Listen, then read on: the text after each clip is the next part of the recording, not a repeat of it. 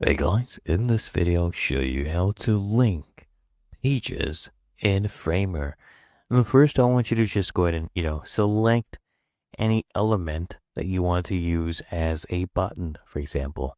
Okay, if I come here under layers, you can see I've selected the contact us text here in my navigation bar. Okay, and here, as soon as you click on it, you'll see on the right hand panel, you'll see the properties, right?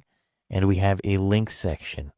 If you don't see it, just go ahead and click on it here and you'll get this option, link to.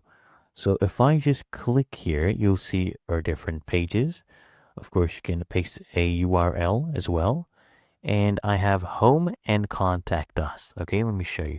So there's home and there's contact us right here. So we'll just select this and choose contact us, right? And whether or not you want it to be in a new tab. So basically when someone comes here and clicks on this, do you want it to open a new tab or the same one? If so, click on a no.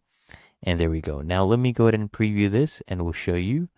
So when someone comes to our web page and on our navigation bar, they just click on contact us, then they should be redirected right here, as you can see, right?